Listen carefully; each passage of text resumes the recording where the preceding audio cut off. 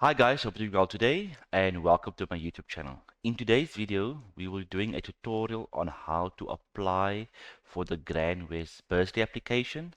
And this tutorial will obviously break down all the information that you need to submit or complete on the application form, as well as all the supporting documents, as well as understanding and being informed about the terms and conditions of this particular bursary. The bursary does close on the 15th of January 2026, so I encourage you the moment you see this video and it is before the deadline to please apply. And if you're not going to apply, please share this particular video with somebody that can benefit from this information. So from therefore, without further ado, let's go on to the application form. I have the application form loaded and opened on PDF. As you can read, the birth application form for full-time studies for Grandwest, and this is just to confirm that this is the correct application form. So before we start the application, let's first navigate towards the last page, which focuses on the rules and criteria for the Grandwest Bursary scheme, and so we can understand whether we are eligible, understand what is required of us, and just be informed in terms of any considerations that they would want us to take note of. So important to read before completing the application form. So as bursaries are only awarded to students residing in the Western Cape and to students that matriculated in the Republic of South Africa. I believe residing in the Western Cape refers to that the bursary scheme doesn't fund accommodation and travel and food. They just fund your course fees as well as I think some book allowance. So if you are from a different province and you have funds that can house you in the Western Cape or close to the university that you will be studying at, I believe you can still apply because you are living in the Western Cape for that particular period of time. Bursaries are awarded for full-time courses at the following institutes only: University of the Western Cape, UWC, Cape Peninsula, University of Technology, CPUT, Stellenbosch University, US, and then University of Cape Town, which is CPUT. Bursaries are not awarded for part-time studies. Bursaries are not available to applicants who are employed full-time, because if you are employed full-time, that means you are able to fund yourself. A new application must be made for each year. No bursary will be awarded to students who are carrying subjects from the previous year. All the information required must be entered onto the form. Attach all supporting documents to the application form. The information on this form is confidential. Grandwest will not pursue missing information. Very important, in capital letters: incomplete applicants or applications will be disqualified. No correspondence will be entered into. So if you miss a certain section or you don't give all the correct information, therefore I would encourage you to take your time in completing this particular application form, because otherwise if you miss a certain section, it will not even be considered. School leavers must submit the official grade 12 results. Students entering their second, third, or fourth study year must submit the official results of their previous year. Bursaries will be withheld and even withdrawn if results are not submitted on time. Beneficiaries of bursaries are encouraged to participate or volunteer in community-based projects or programs. Reports on their volunteering initiatives are to be submitted quarterly to the Grandwest department. So I would encourage you, if you are selected for this particular bursary, go to the institution, find out which particular volunteering activities or projects or programs the university is currently funding or assisting, then you try to be a volunteer there. That's the best way without having to waste time and look for external voluntary projects. And applicants or applications will only be accepted from students under the age of 27. Very important. So these are for students born, it could be 99 or 2000. So please note, correspondence will only be conducted with candidates that have been shortlisted. All communications will be conducted with the applicant only. Incomplete and late applications will not be considered. So these are basically just like a couple of stuff that will just be reiterated, like the documents must be clear and legible. It will only be submitted in email format. So when you have all your particular supporting documents and have completed the application form, Please make sure you have filled out every field on the application. Send the application form and all required supporting documents in PDF format by email to studywithgrandwest@suninternational.com. And then once you are done with the application form, you obviously would then do a declaration where you put in your name, I, John Smith, and then you obviously sign at the bottom here. Okay? But before we even proceed with the application now, there's another section that I want you to be mindful about, and that is coming to the conditions of payment. So, as alluded earlier on, for just strictly jump, bursaries do not include payment of accommodation, stationery, laptops, travel, or food. Hence why they state in this section here, you must be residing in the Western Cape. Students are only awarded bursaries for registration and course fees in their respective field of study. An additional amount of 5K will be allocated towards textbooks. The awarded bursary applies only to the current year of study and does not cover arrears. So if you were in second year, or let's say you were first year, last year, you went to second year, but you got two subjects that you didn't succeed in, they will not cover for those two other subjects. Bursary confirmation letters will be issued to students upon receiving the fee statement. So very important to get your fee statement from the finance department or admin department so you have it available if you do request it. Full payment will be processed during the first semester of course fees, whatever the case may be. But this section basically just you can take time to read this. But very importantly, before I skip this, is just to kind of indicate that you can't get another bursary while being funded by Grandwest, because they will obviously terminate the bursary if they identify that you're being funded by NSFAS or another institution.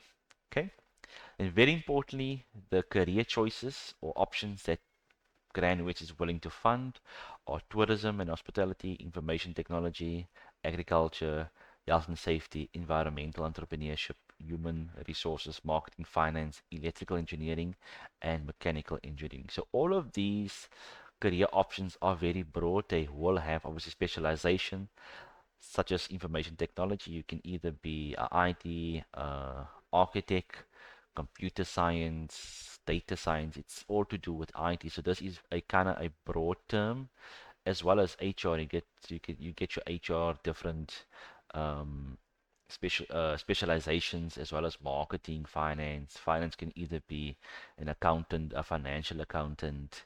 Um, yeah, there's different types of specializations in these particular career options. So let's go over to page 2 where we can start with the application. So what I've done, I've already pre-populated the information to keep the video short and insightful and to not have you spend 20 or 30 minutes watching a video, which most of these things are self-explanatory. So personal details, I just kind of gave a pseudo name and pseudo information, which is not true, which is Mr. Smirts. John, I'm giving my street address here. They will look at this street address to confirm if you are in the Western Cape or in Cape Town. Then the province is Western Cape. I gave my contact number here, and I gave an alternative contact number, mom or dad, uncle, or next of kin. I obviously put in your email address in this section. You obviously list your home language. Then your date of birth will either then be, like I mentioned earlier on, if you're born in 2000, you will be eligible. I'm not too sure if you're born in 1999 or if you're gonna be 27 end of the year in 2026. So maybe if you are born in 1999, I would suggest you still try your luck. If your birthday is somewhere between October, maybe later stages of the year. Then place of birth, Cape Town, Western Cape. I'm a male, I'm colored, I'm single, I am a South African, and then obviously my ID number will start with a 00, and then you will obviously put in your full ID number in. So very importantly, have you been convicted of a crime? If yes, please specify. I would hope that students do not participate in criminal activity or you don't have a criminal record, so I would hope that this answer is no. Do you have a physical or mental disability? If yes, please specify. If you have a disability, I would encourage you to specify a disability. Oftentimes, these institutions, they give preference to disabled individuals. So therefore, if you do have a disability, state your disability, if it's both mental or physical or either or. I gave an example here for a physical one would be yes, I have amputation, or for a mental disability would either be an anxiety attack or whatever classification the medical practitioner has confirmed. Very importantly, you must have a confirmation of disability by a medical practitioner or a health facility that confirms you do have a disability. Then your joint household income, you would obviously make sure that you combine the income of your mom and dad or your guardians to ensure that that you give the correct amount, because they would obviously ask for pay slips or for some form of financial documents to confirm these particular figures. Then, are you currently unemployed? It must be yes. If you are employed, you will obviously be disqualified because that means you can fund your own studies. Are you receiving or have you received another bursary or loan? If yes, state the name of institution that granted the bursary or student loan and the application. So if you had for those students that's going to the second or third year and you were funded in your first or second year, and you got funding by NSFAS, you obviously say yes. But for people or for students that are not or have not been funded and is only going to the first year in 2026, then you would just say no. Okay, your family details or parent or guardian one is kind of similar to personal details, similar questions, but just they ask these three questions at the bottom. Is the person employed? What's the occupation of the person? And as well, is the person a pensioner or not? So here you'll obviously then indicate what your father or mom is currently doing. Then these two sections are self-explanatory. If you have two guardians or two parents, you complete both. If you've got one guardian or one parent, you complete only the first section. Okay, let's move over to the school qualifications. This is where I also kind of gave pseudo information. I just said School of Excellence and I gave the address of the school.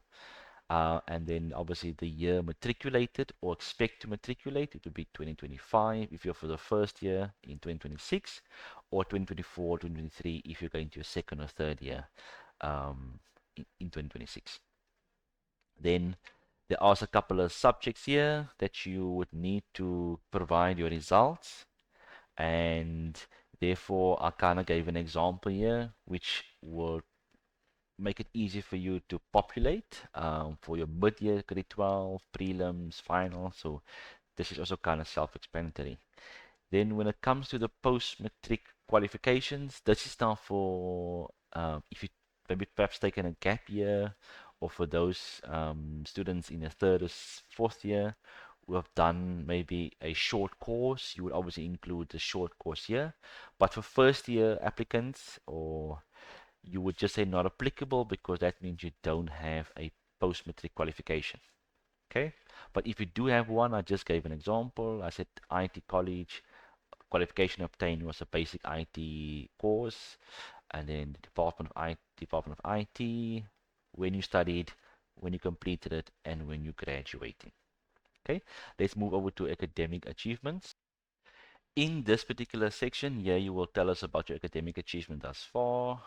You obviously indicate I've managed to get 5 or 6 or 7 distinctions in my matric year, or whatever the case may be. So here you would obviously just kind of break down what were your achievements in your academic year, either at school or in your first or second year if you're applying for your third or fourth year.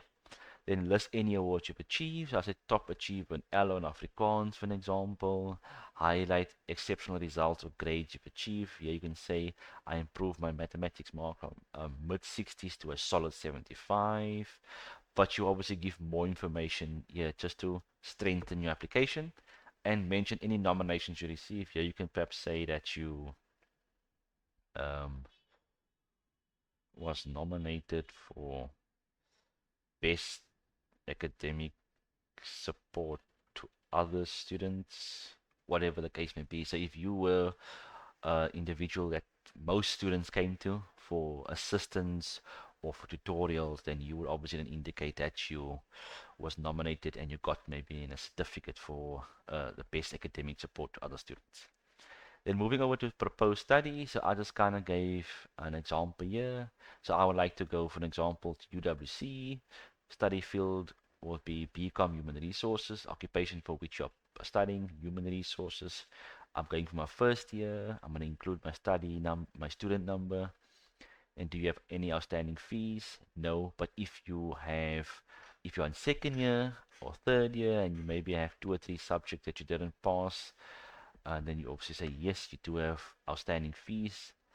But I suggest you rather say no. And then the cost of your degree for the year, let's say the cost would be 35K. Then that will be the cost for the full year, which includes the registration. Then it will be a degree. And how long is the qualification? It will obviously be 3 to 4 years, depending on if it's a full stream or a extended stream. So 3 years will technically be a full stream, like a proper degree, where a 4 year would then tend to be where they break down the degree in 4 years by not having most of the subjects in one or the second year.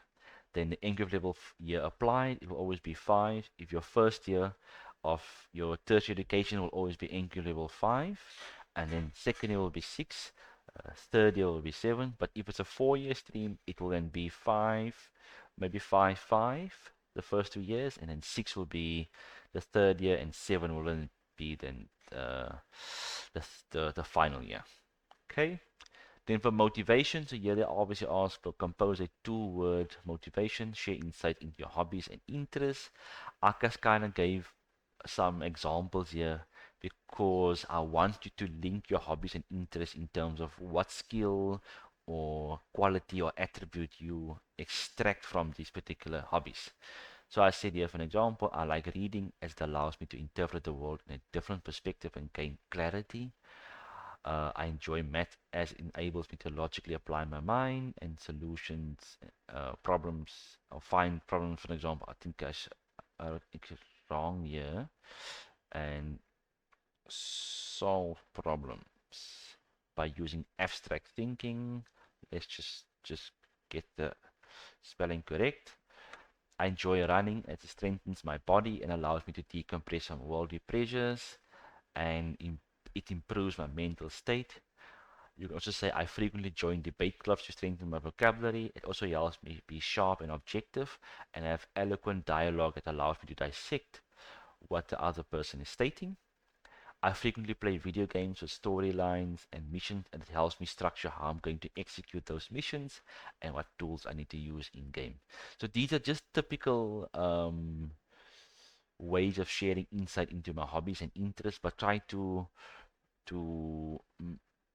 there should be an objective around how you structure your 250-word motivation. They do give a couple of leading questions here. Do you enjoy dismantling and fixing things?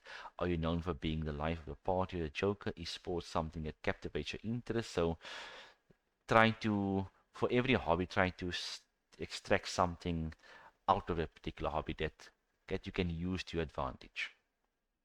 Okay, then we're going to require documents. Very important that you have a certified copy of your ID, not older than 3 months. Certified copy or proof of both parents' latest salary, grant, or income. So you'll say yes. If your parents are unemployed, your guardians are unemployed, then you would need to get an affidavit from the police station indicating that they are facing any challenges, they are a pensioner or whatever the case may be. For school leavers, you need to have a certified copy of your matric certificate or results.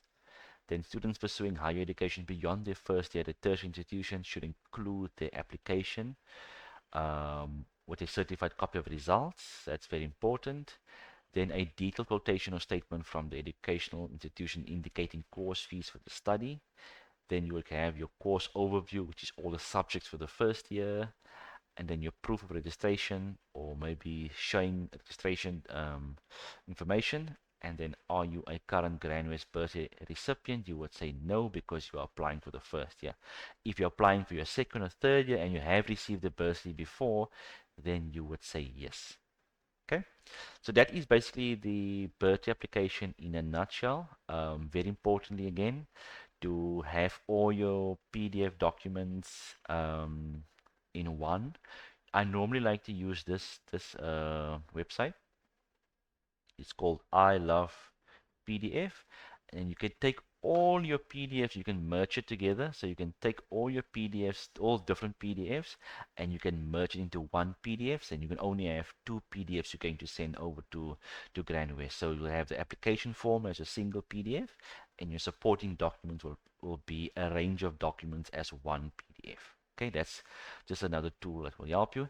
And regarding the actual link to this application form, I did make a link for it, so I will copy this particular link in the description box.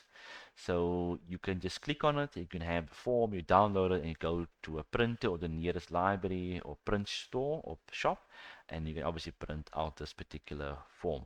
I'd suggest printing out two copies, because the first one maybe people tend to make mistakes, and the second one obviously where you use it to rectify and just make sure that everything you would like to write on the application form is on there.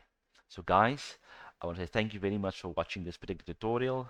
This particular bursary is straightforward, is not as complicated as other bursaries where you have to complete psychometric assessments or having to go to an online portal. This is as straightforward as one can get.